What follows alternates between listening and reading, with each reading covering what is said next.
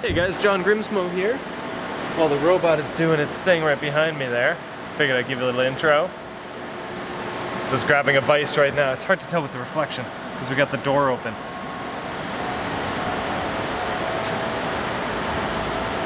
Put some vise in there with some stock.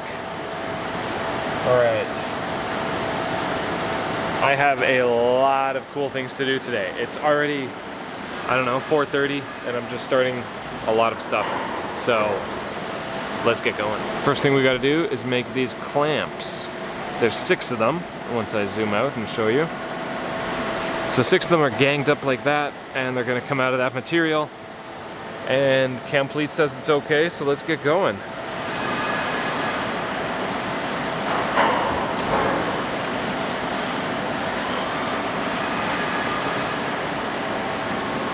Alright, for the first cut here, I turn the coolant off. Still nervous with this machine. I'm relatively confident, but you know, stuff happens.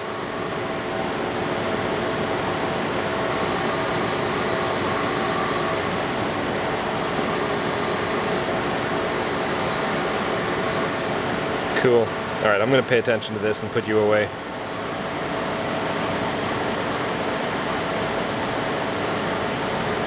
Jeez.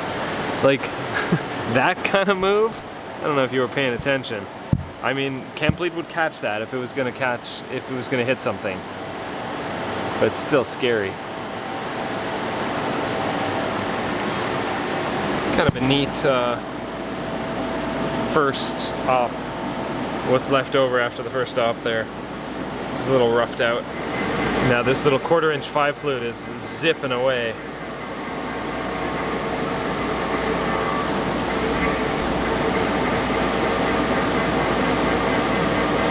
Speedy little guy. So as that's running, I just remembered that I was supposed to put in a drill bit and a reamer into the machine, but they're right here. So right about now, after this tool, it's got the spot drill in there. It's going to spot the 6 holes. No, and now it's already saying tool not defined. It just happened because when it calls the spot drill, then it pre-calls the next tool, it gets it ready, and that drill bit's not there. So yeah, just a few minutes early I realized the problem. So I'm going to mount those tools up, put them in, and then start the code from here and continue on. But first, get a look at these beautiful parts. Let's do some, nope, not that way, this way.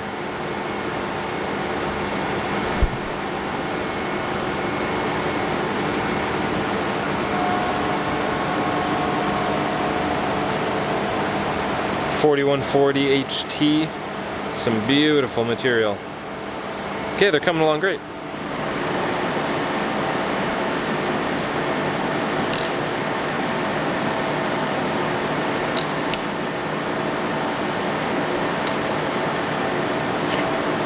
So with the reamer, the HSS reamers, high-speed steel, are so long that I actually have to cut it down. Can you see the burnt section? I just used a Dremel with a tiny little cutoff wheel. It was probably, I don't even know how long, much, much longer. So I had to cut it down or else it would not fit inside the kern. So I did. So now I can mount these 2 up. Give them 2 ISCAR collets.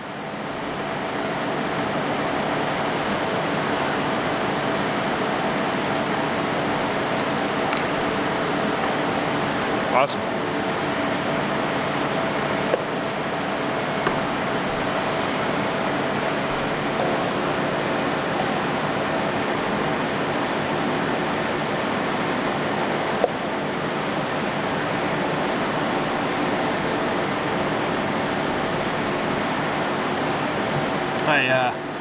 Sometimes I forget that, you know, a lot of non-machinists are watching this channel too. So this is a good opportunity to explain what exactly is going on here. So this kind of interface is called an HSK40E, and that's what the kern uses. The mill uses a Cat 40, which, give me a second. I'm back. Cat 40 is it's like a gold standard. It's awesome, it's burly, it's sturdy. So this above my hand here is the taper, and on the ER, what's it called? HSK, it's tiny. Cat 40, HSK 40. That's insane. So Cat 40 is obviously a lot ballsier, a lot more rigidity, a lot more strength, but HSK's got a lot of advantages too. Yeah, I won't get into all the pros and cons, but HSK is the right choice for the Kern, and Cat 40 is the right choice for the Mori. So that's on that side, and then on this side we have an ER16, which is just that tapered with threads on the outside and this nut here. And ER16 collet nut. This is an ER16 collet. It is slightly springy, and there's all different kinds. You can get them in all different diameters. These are metric sizes. A lot of times they say that a collet can shrink down to the next either fractional size or metric millimeter. So this is actually listed as a 5-6 collet, a 5 to 6 millimeter. And some of the drill bits and reamers that I'm using are 5.8, 5.83 or something like that. Yeah, 5.8 drill for a 6 millimeter reamer. So yeah, it fits in. It's not a good fit. It's kind of sloppy, but apparently it can shrink down because the double taper top and bottom, it shrinks down concentrically. But anyway, the cool thing is the nut here has some extra rings inside and a little tiny dot right there. I don't know if you can see it. And the rings allow you to orient the collet so that it clicks into place and is now held in there. So you tighten that down, put your drill bit in. Obviously you don't want to sink it so deep that you're clamping on the drill flutes. That's bad. So you want to clamp purely on a flat area. Yet I also have to worry on the Kern that my mating surface to tip can't be more than 150 millimeters. Same goes for the reamer.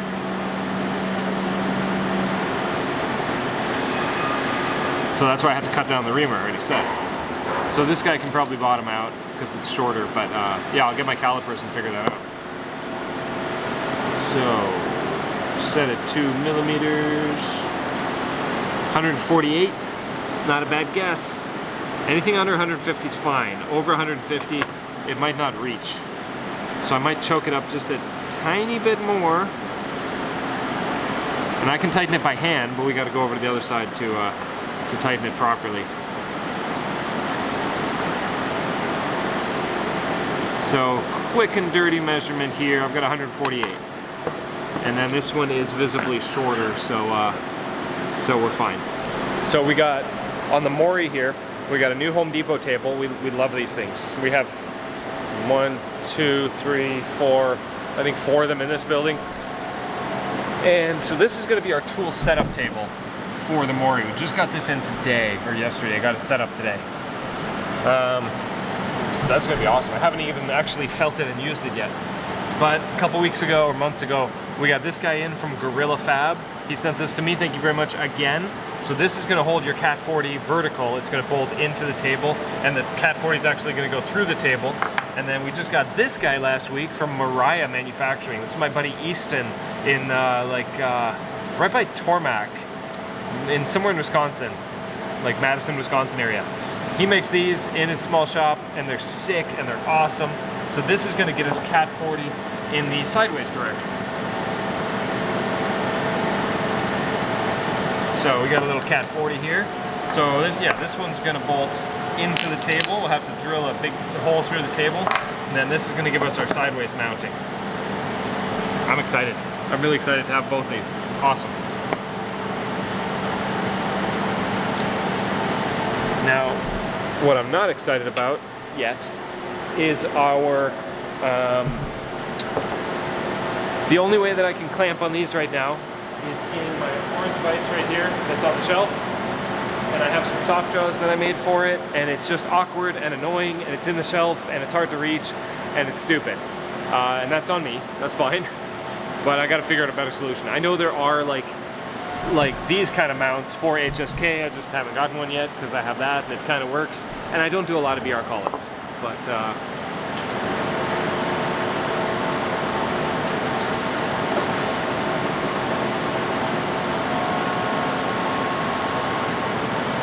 So then I just got to put the tools in the proper spot, 166, 167. So my theory for organizing this thing is starting to work, and I think I still like it. I've got sections. So these are all my drills, my bigger, longer drills, and then I've got another section up here for the shorter drills because it's a shorter area that fits. So a couple shorter drills there. My thread mills are all here. My short thread mills are here. My long thread mills are here because I love thread milling. I've got all chamfering devices here. 1/8 inch chamfer, 3/16 chamfer, 1/4 inch finished chamfer, back chamfer, dovetail, double corner rounder over there. Got some roughing tools that'll fit over there. A lot of smaller flat end mills here, ball end mills here. So this will all be flats, that will all be balls, and then various test tools up there. And yeah, and then like bigger weird stuff down here. You got your face mill, got the D10 press we made a couple episodes ago, got the grinding cup. I like it. I think I like it. I like it a lot. It helps me look in here and find stuff. Not that it really matters if you look at the tool table, but I like it. Okay, I gotta head out for a few minutes, like maybe an hour, but I will be back, and it will be a bit of a later night tonight because I got a later start this morning. And, but pro tip, do not put tools in the machine without touching them off. Ever, ever, ever, ever, ever, ever. So I'm gonna touch them off now before I leave, because if you forget, you're stupid. And it happens, I've done it before. I did it once on the Kern. It's not happening again. So I'm gonna touch off these two tools. We can zip, blah, blah, blah, make a little time lapse.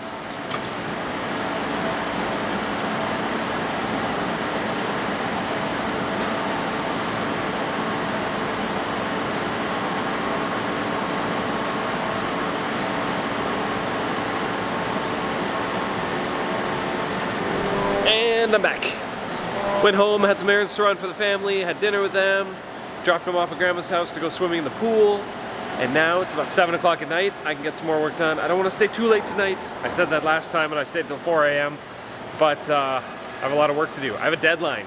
I have a freaking deadline, like 5 days away to make this RASC. The funny thing about deadlines is I know, I suck with deadlines because I know deep in my heart that they're completely made up. Sometimes there are outside forces that cause a deadline that like makes it, you know, real. But for the most part, I naturally, I'm not saying this is right, but I naturally view deadlines as like completely made up objects. But I'm starting to wonder about the intricate benefits of setting an abstract deadline and sticking to it. I'm not good at that. I want to get better at that. So that's why it's really important for me to follow through with this, to build my own self-confidence in setting a stupid deadline, but actually holding it and actually having it mean something. So yeah, there's a lot of work to do. I'm gonna get to work. All right, we're gonna come in here. We're gonna spot drill the holes. I turn the coolant off so we can see what's going on. Some of my friends were telling me they'd never spot drill holes, and I'm like, you're crazy. Now we're coming in with the 5.8 millimeter drill. It's a high-speed steel, or it's a cobalt drill bit. So I'm going super light, super slow, and super conservative pecking. Can't see anything. So I've got kind of a sweet setup going on here. I need to make these clamps, and I need to make these threaded inserts as well. I'm gonna have 2 clamps per threaded insert, so this stock layout, using piece of material that I already have and already have dovetailed and ready to go, kind of became a sweet little layout here. So right now I'm just machining the top 6 pieces. It's gonna tab it off right there. And then I should have just enough material left to finish these. I gotta profile the outside. I gotta drill and tap the holes, and then I gotta slice them off. So right now I'm gonna program the bottom 3 pieces. Check this out, doing a back chamfer operation.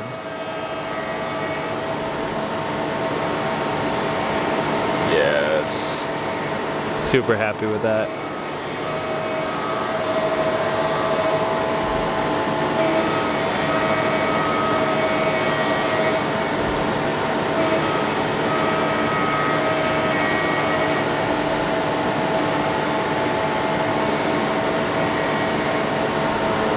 Let's turn the coolant back on, keep this thing happy. Looking pretty good.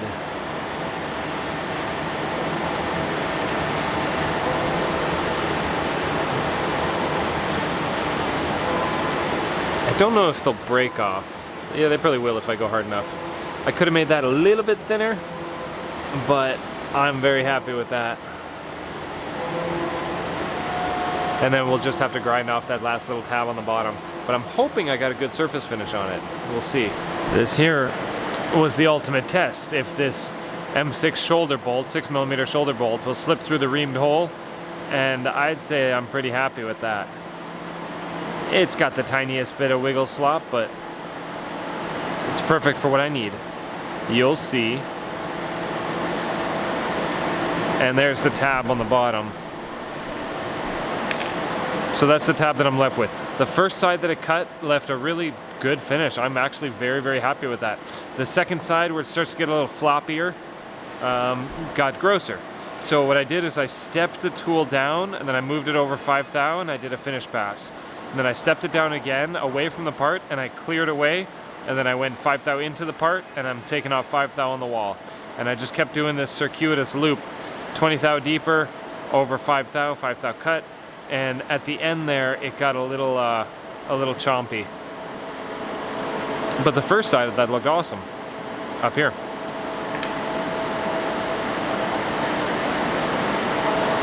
I'm pretty happy with this. These are supposed to be little radiuses. It got a little not exactly where I wanted to on the outside here. That's just me choosing the containment boundary properly. But I think it'll still do the job.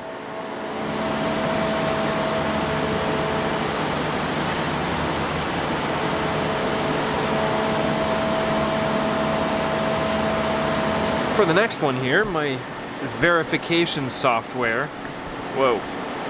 Complete, has done its job. See how it's all red? That's gonna collide. Barely, but definitely. Like, barely, but definitely. So I just gotta tweak the tool paths a little bit, then it'll clear. Ooh, mama. Next 3 parts are done.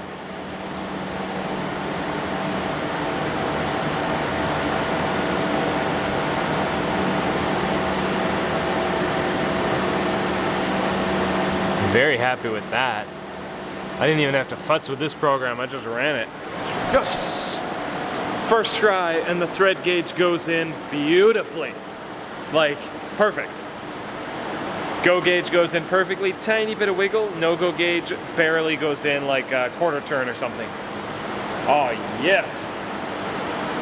Good, and I'm gonna break those off, grind the tabs down, and then on to the next part. We gotta make soft jaws for those vices to hold all of this material. Are you starting to see my evil plan? I don't think so, but you will. These are round chunks, 3-inch round chunks, a 4140 HT.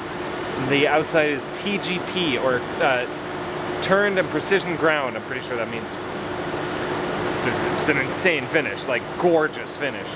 And OD tolerance is like within 1 thou, which is amazing for raw stock. And yeah, so I need to make some soft jaws that have a 3-inch cutout, 3-inch radial cutout on each side, so that I can hold this stuff. I've got some in different lengths. I've got those skinny pieces, and I've got these tall pieces too. You starting to see now what I'm planning on? No, maybe not. Stay tuned. Okay, so now that I have an established process for those, I know they work. I'm gonna run another one while I'm programming the next part, because I trust it now. All this setup work, all this dialing, all this like easing into it for the first few parts, and then you start to get comfortable, as long as your tools don't wear out and things go wrong. Yeah, so I'm gonna make another one while I've got some programming to do, as I've already said, and because I will need quite a few of these. So 2 little runs of them will give me enough for 6 pallets. Should be good for now. The crazy thing is though, I've been realizing there's no setup on this machine. Like, the setup is in what I've been doing. It's in the programming and in adding the tools, in getting the tool wear perfectly, the comp, the stock to leave and all that stuff. That's where the setup lies. So I'm still kind of disillusioned by the productivity of this machine because I'm spending so much time in setup. I haven't just run a whole bunch of parts. And the crazy thing is, if I don't make the next one right now, or whenever I have to go back and make more, the tools are already in the machine, because this thing has 210 tools in it, and I counted, I've only put 45 in it so far. I feel like I keep adding and adding and adding, but I'm only up to 45. So I might likely not have to take out a tool, as long as I have enough holders and don't have to scrounge one to disassemble it. But like, my brain says, okay, I'm set up to make these little clampy things right now, so let's make a bunch, because I'm gonna need them. No. Make what you need. Maybe make a few extra. Not even, make what you need, because I can make more anytime later. Why wait? Like, my time is critical right now. I want to hit this deadline to have a RASC done in the next 5 days. So yeah, don't batch stuff you don't need to. Interesting. How's this for some remnant, some dovetail leftover? This is what I did last week. A lot. And then this was today. Yeah, that's getting really close to the vise. Success! Okay, where am I going here? Check it out. We have lots and lots of parts. So I made 6 of these guys. Threaded hole on the side. I made 12 of these nuts. Oh yes, super successful. Yeah, no scrap parts at all. Okay, my next job is to turn this into a set of soft jaws. It feels really good to make parts. Really good. It's late, 11:15 p.m. We got these new clocks that have temperature and humidity on them, so it's almost 30 degrees Celsius and 70% humidity. The other day it was like just over 30 and like 85% humidity, and it's been hotter. So before we were measuring, it's probably up to 35 or something. I'm like mildly uncomfortable at this temperature. AC's coming in about a week. Super excited for that. Okay, so I have a quite long 3/8 inch, 1 1/4 inch flute length IMCO end mill in there, and it's cut in full depth. The chips that are coming off are stellar, and it's silent. It sounds really good. I'm actually very impressed. There's a good shot.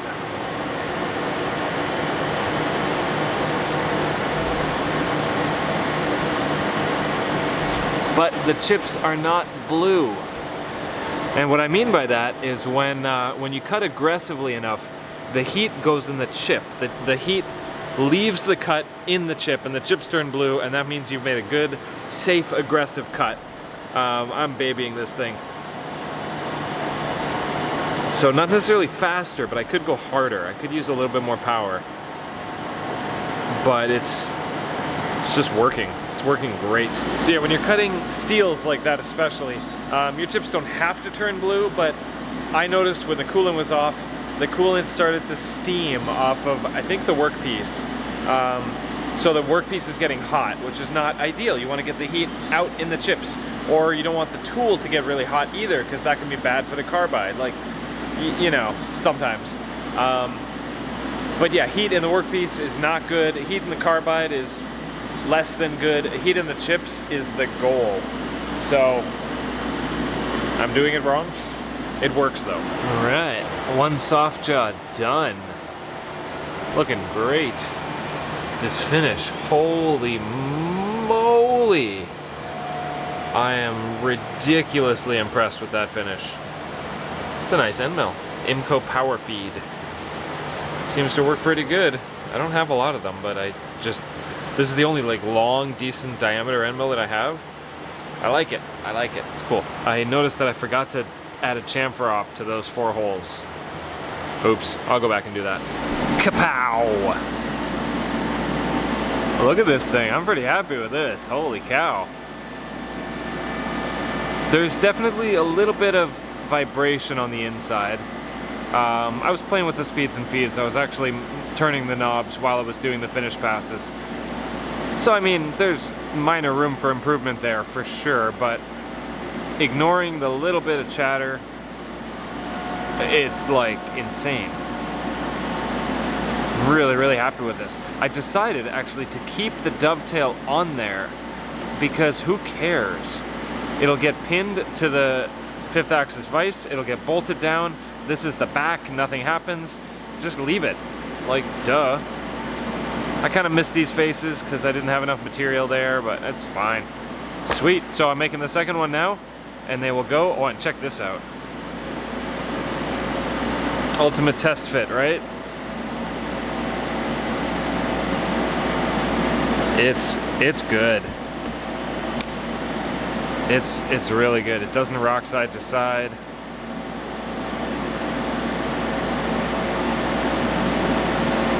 It's cool.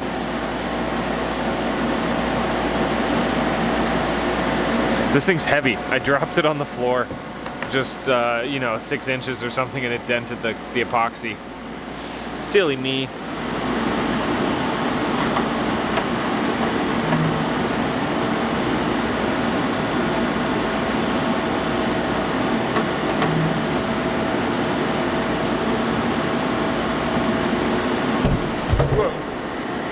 Camera fell.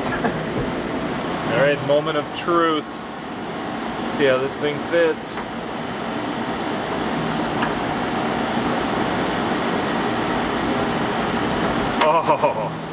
Oh yeah, that's a tight fit. Oh, that's good. My holes are a little bit tighter tolerance than the factory holes of the 5th axis jaws. Just saying. Yeah, it's great. Super happy. Love it. Okay, I'll put this on.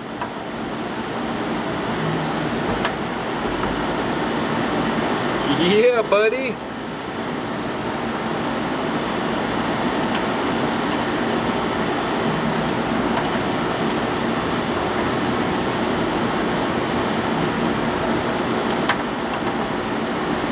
Cool, cool, cool, cool, cool. I'm so happy.